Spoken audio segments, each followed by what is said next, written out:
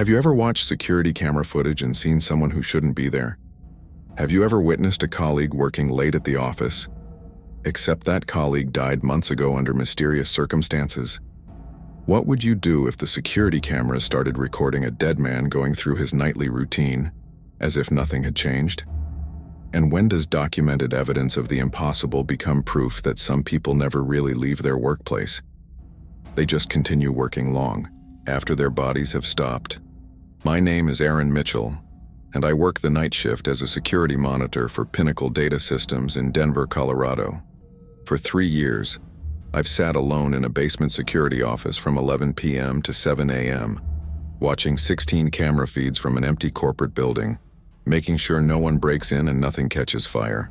It's monotonous work, the kind of job that attracts people like me who prefer isolation to human interaction, who don't mind the inverted schedule and the fluorescent lights and the endless hours of nothing happening. But nothing stopped happening 6 weeks ago when camera 12, the one covering the 4th floor accounting department, started showing footage of Marcus Delgado working at his desk. The same Marcus Delgado who died 4 months ago in that exact office under circumstances the company refuses to discuss. The same Marcus who now appears on my monitors every night at 2:47 a.m. sitting at his desk, typing on his computer, filing papers, as if he never died at all. Pinnacle Data Systems occupies a 12-story glass and steel office building in the Denver Tech Center. It's one of those anonymous corporate structures that house mid-sized companies you've never heard of, full of cubicles and conference rooms and break areas that all look identical. The company does something with data analytics and business intelligence. I've worked here 3 years and still couldn't explain exactly what they do. My job has nothing to do with the actual business. I'm just the night security, the person who makes sure the empty building stays empty.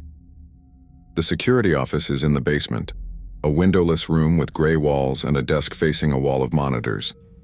16 screens, each showing a different camera angle, building entrance, parking garage levels, elevator lobbies, stairwells, and random office areas on various floors. The feeds are recorded continuously to a digital system that keeps footage for 30 days before overwriting it. My job is to watch for anything unusual and report it. In 3 years, the most unusual thing I'd seen was a raccoon that got into the parking garage. The night shift suited me perfectly. I'd worked in retail before this, customer-facing jobs that left me drained and anxious. But here, I was alone. The building was mine from 11 p.m. to 7 a.m. No coworkers, no small talk, no pretending to care about other people's weekends.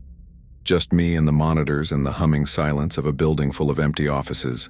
I knew about Marcus Delgado's death, of course. It had happened in August, 4 months before the cameras started showing him again. He'd been a senior accountant, worked on the 4th floor, kept to himself mostly. The official story was that he'd had some kind of medical emergency, a heart attack or stroke while working late one night. The day shift security guard found him slumped over his desk the next morning, already dead for several hours. But the unofficial story, the one whispered among the few night maintenance workers I occasionally encountered, was different. They said Marcus had been found with his computer still on, his eyes open and staring at the screen, his hands frozen on the keyboard mid-keystroke. They said there were scratch marks on his desk like he'd clawed at it trying to get up or get away from something. They said the security footage from that night had been immediately seized by the company's legal team and was never released to investigators. The death had been ruled natural causes, sudden cardiac arrest. But the speed with which the company settled with Marcus's family, the NDAs everyone was forced to sign, the way management refused to discuss what happened, it all suggested there was more to the story than a simple heart attack. I started my shift the night everything changed, December 3rd, the same as any other night. Checked in at 10:55 p.m., relieved the evening guard, settled into my chair in the basement security office with my thermos of coffee and my phone loaded with podcasts. The building was empty except for me, all the office lights off, only the emergency exit signs and security lighting creating dim pools of illumination on each floor. The first few hours were routine. I cycled through the camera feeds, did walking patrols of each floor at midnight and 2 a.m. as required, checked that all doors were locked and no windows were broken. The building was silent except for the ambient sounds of the HVAC system and the occasional ping of the elevator arriving at floors for no apparent reason. A quirk of the building's automated systems that had long since stopped bothering me. At 2:47 a.m., I was back in the security office, half watching the monitors while scrolling through news on my phone. Camera 12 showed the fourth-floor accounting department, rows of cubicles in darkness, a few desk lamps left on that created long shadows. I glanced at it, then looked back at my phone, then froze. My eyes returned to monitor 12. Someone was sitting at one of the desks. A man, visible in the glow of a computer monitor that I knew hadn't been on 30 seconds ago. He was typing, his posture hunched forward, completely focused on whatever he was working on. My first thought was that someone had stayed late and I'd somehow missed them during my floor checks. But that was impossible. I'd walked through the fourth floor less than an hour ago. Every computer was off. Every desk was empty. And the building's keycard access system logged every entry and exit. No one had entered since the day shift ended. I switched camera 12 to full screen, zooming in slightly. The man was wearing business casual clothes, slacks, a button-down shirt with the sleeves rolled up. His face was partially visible in profile, illuminated by the monitor in front of him. Dark hair, clean-shaven, maybe late 30s. He looked completely normal, completely alive, just another corporate employee working late. Except I recognized him from the photo that had been on the company's internal memorial page after his death.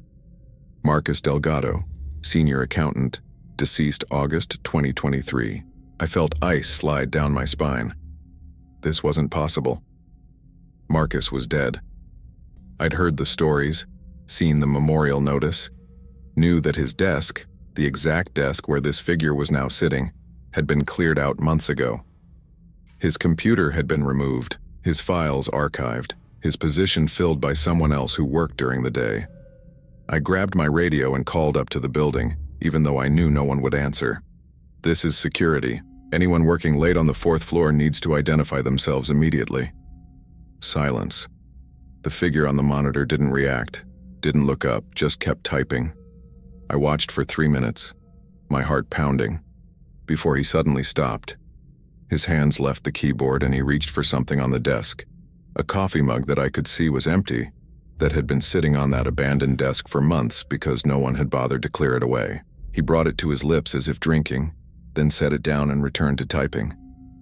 I needed to check this in person. Every protocol said I should call the police if there was an unauthorized person in the building. But what would I tell them? That a dead man was working at his desk? They'd think I was crazy or drunk. I needed to verify this myself first, find out if there was a rational explanation. I grabbed my flashlight and headed for the stairs. The elevator would be faster, but elevators made noise and I wanted to approach quietly. The climb to the fourth floor felt endless, each landing taking me further from the safety of my basement office. The stairwell was cold and echoed with my footsteps, the emergency lighting casting harsh shadows on the concrete walls. When I reached the fourth floor door, I paused with my hand on the handle. Through the small window I could see the dark office space beyond.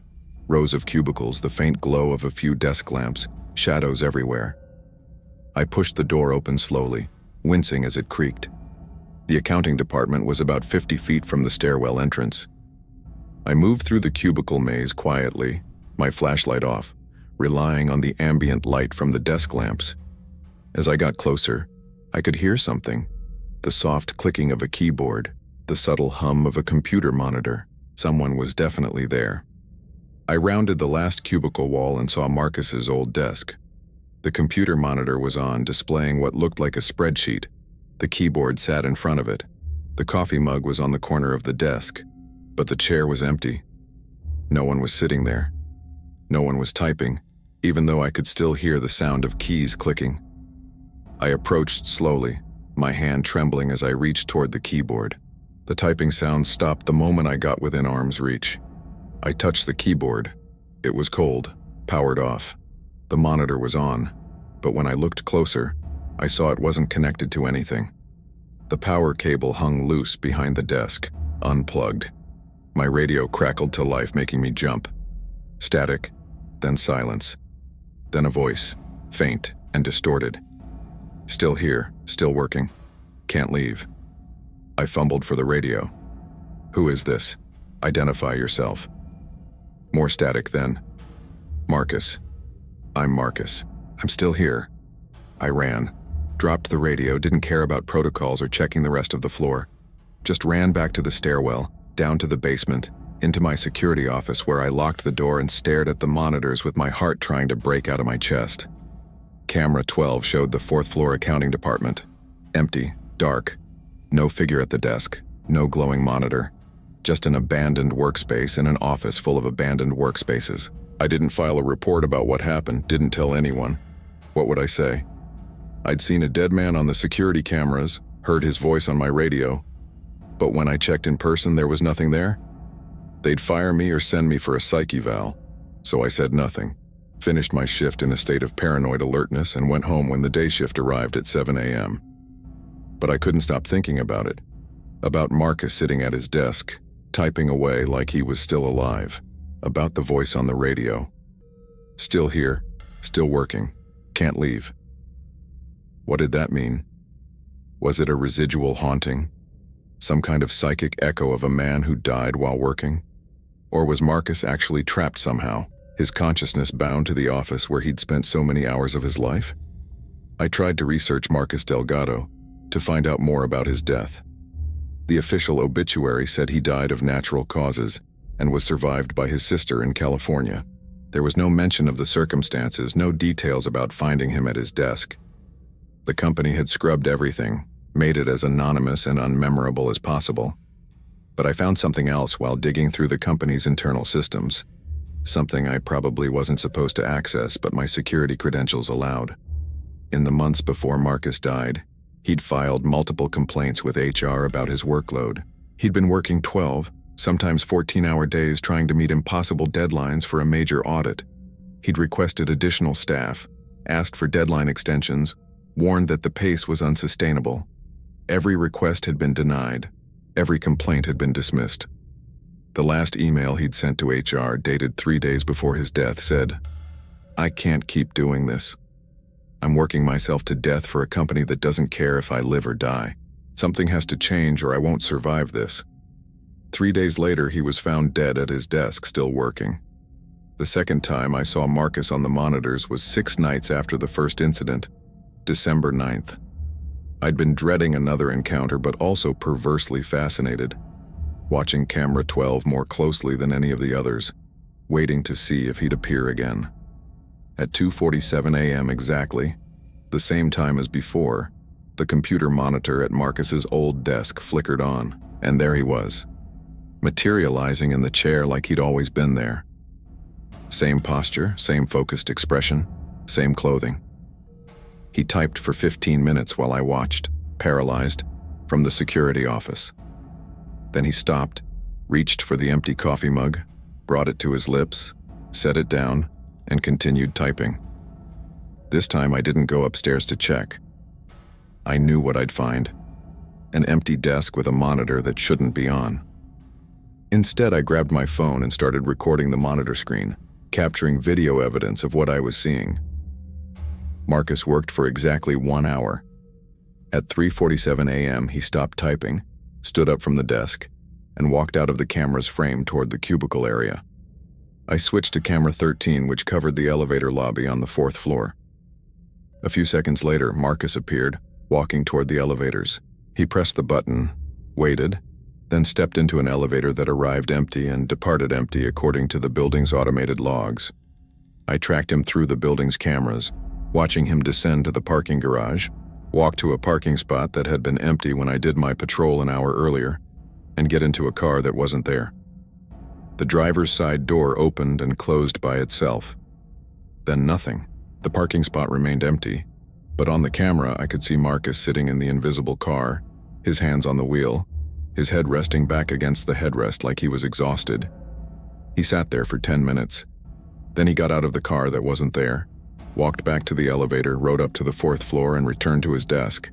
The computer monitor was still on, the cursor blinking in a spreadsheet. He sat down and resumed typing. At 4:30 a.m., he vanished. The monitor went dark. The chair was empty and camera 12 showed nothing but an abandoned desk in a dark office. I saved the video I'd recorded, backed it up to 3 different locations. This was proof. This was documentation of something impossible happening. But I still didn't know what to do with it. Show it to management? They'd probably confiscate it like they had the original security footage from the night Marcus died. Show it to his family? How would that help them? Show it to the police? And tell them what, exactly? I decided to keep watching, to document everything, to try to understand what was happening and why. Over the next 3 weeks, the pattern repeated with disturbing consistency. Every night at 2:47 a.m., Marcus would appear at his desk. He'd work for varying lengths of time, sometimes 1 hour, sometimes 3. He'd take his phantom coffee break, sometimes walk to the break room, which camera 8 would show as empty except for his figure, sometimes go to the parking garage and sit in his invisible car. And then he'd return to his desk and keep working until somewhere between 4:30 and 6 a.m. when he'd vanish. I started to notice details. His clothes never changed, always the same slacks and blue button-down shirt he must have been wearing the night he died. The spreadsheet on his monitor was always the same one, though I couldn't make out the specific contents from the camera angle. His movements were precise, routine, like he was following a pattern he'd repeated hundreds of times in life and was now condemned to repeat in death. And I noticed something else. He looked exhausted. Even through the grainy security footage, I could see the slump in his shoulders, the way he'd rub his eyes, the moments when he'd just stare at the screen with his hands motionless on the keyboard, like he was gathering the energy to keep going. He was trapped in an endless cycle of work, unable to leave, unable to rest, doomed to keep working even in death. On December 28th, I made a decision that changed everything. At 2:47 a.m., when Marcus appeared on camera 12, I went upstairs. I didn't try to sneak or hide. I just walked straight to the accounting department, to his old desk, to the space where the cameras showed him working. The desk was empty when I arrived. The monitor was off, the keyboard cold, the coffee mug undisturbed. But I could feel something.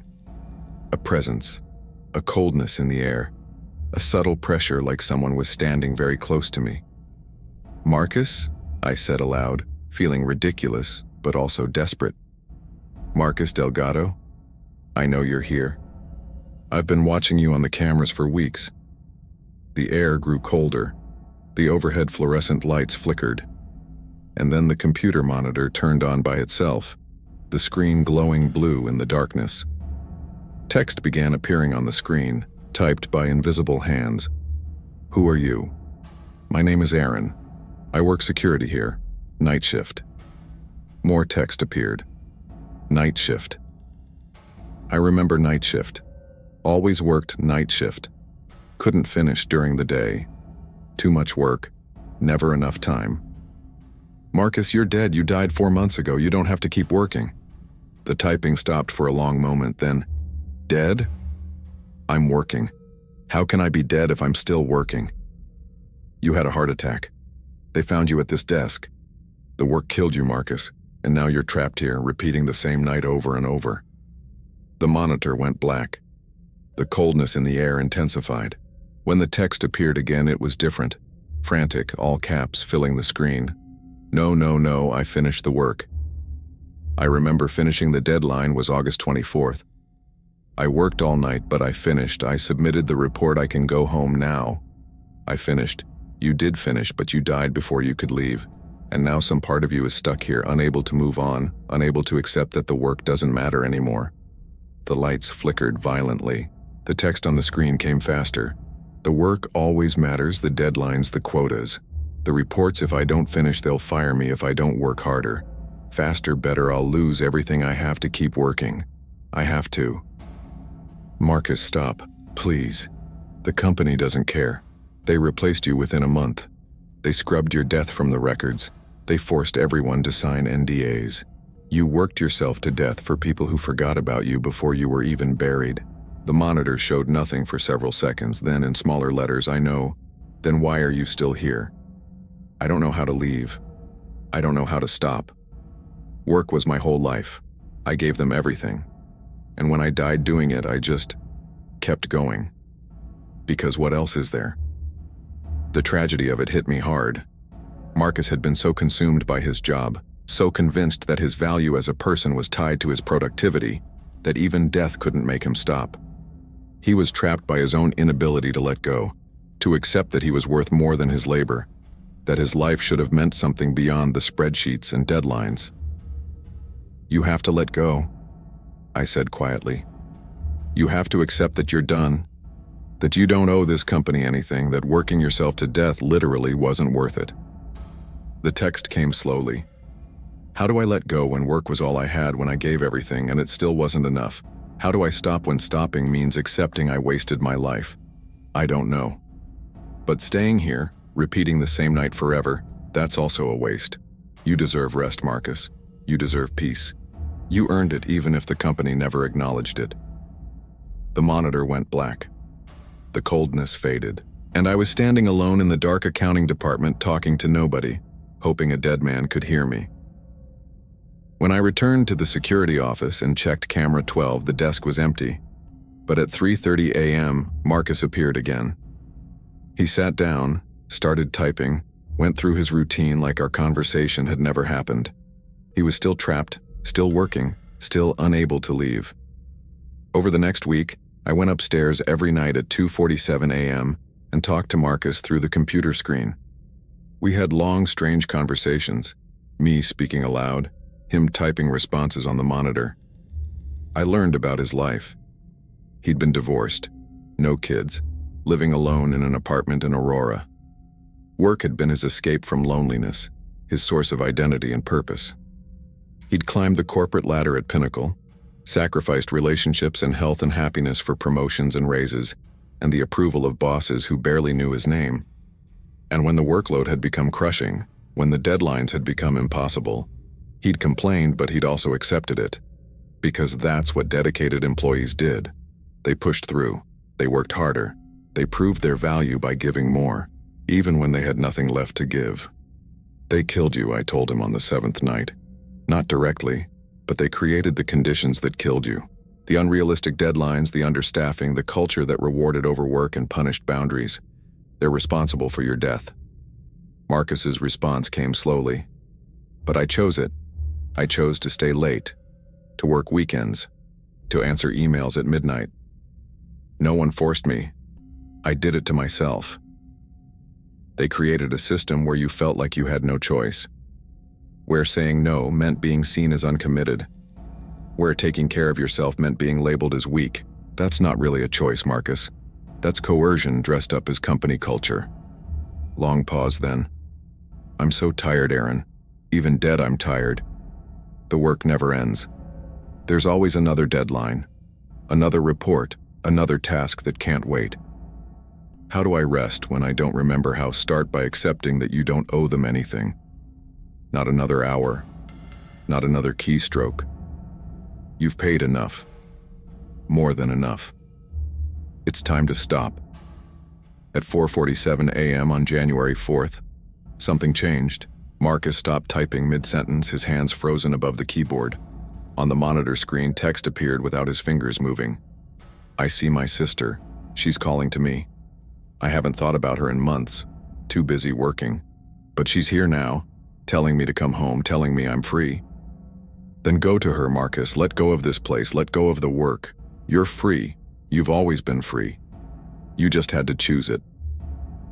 The figure at the desk stood up slowly, looked around the office like he was seeing it for the first time, then walked out of frame toward the elevators. I tracked him through the cameras, down to the parking garage, to his empty parking spot, into his invisible car.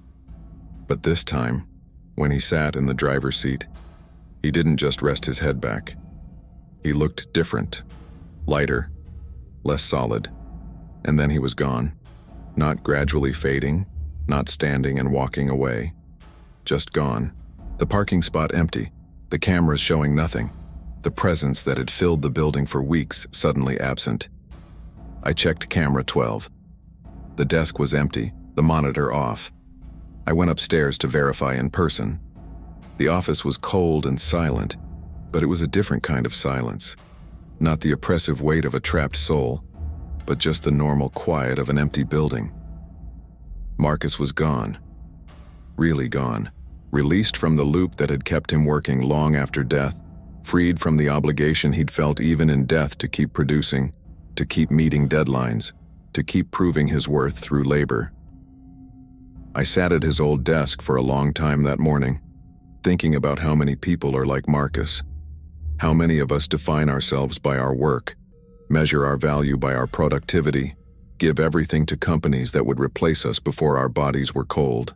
How many of us are working ourselves to death, maybe not literally, but in all the ways that matter, because we've been taught that our worth as human beings is tied to how much we produce. Marcus haunted this building, not because of supernatural evil or demonic possession, or any of the traditional ghost story tropes. He haunted it because he couldn't imagine existing without work, because he'd internalized the message that rest was laziness, that boundaries were weakness, that the only way to have value was to give everything until there was nothing left to give. And even in death, he'd kept working, because that's what he'd been trained to do. I filed a report about Marcus's ghost the next day, sent it to HR, to management, to the company's legal team, included the video evidence, the screenshots of our conversations, everything. They responded by firing me, claiming I'd fabricated the evidence, violated security protocols, and engaged in conduct unbecoming of an employee. They offered me a severance package contingent on signing an NDA. I refused. Took the story to local news, to labor advocacy groups, to anyone who would listen. Some people believed me. Most didn't. But enough attention was generated that Pinnacle had to respond. They commissioned an independent investigation into workplace conditions, implemented new policies around work-life balance, reduced expected hours for the accounting department. It was a PR move more than genuine change, but it was something. And maybe it would keep the next Marcus Delgado from working himself to death. I work a different job now. Day shift at a library, helping people find books, organizing shelves, doing work that feels meaningful without being consuming. I go home at 5 p.m. I don't check my email on weekends. I've learned to draw boundaries, to say no, to remember that my value as a person exists independent of my productivity. But sometimes, late at night, I think about Marcus, about those weeks watching him work himself to death over and over again on the security monitors, about the conversations we had through a computer screen, a living man trying to convince a dead man to finally rest, about how thin the line is between dedication and self-destruction, between being a good employee and being a cautionary tale. And I wonder how many other Marcus Delgados are out there right now, sitting at their desks at 2:47 a.m., typing away on reports that won't matter in a month, sacrificing sleep and health and relationships for companies that will forget them the moment they're gone, working themselves to death, literally or figuratively, because they've been convinced that their worth depends on how much they can produce before they break. If this story made you think about your own relationship with work, about the hours you give to companies that would replace you without hesitation, about the price you're paying for productivity, hit that subscribe button. Leave a comment sharing your own experiences with workplace cultures that demand everything, with the pressure to work yourself to death, with the growing realization that no job is worth sacrificing your health, your relationships, your life. Maybe you've been Marcus Delgado, unable to stop working even when it's killing you. Maybe you've watched colleagues destroy themselves for companies that don't care.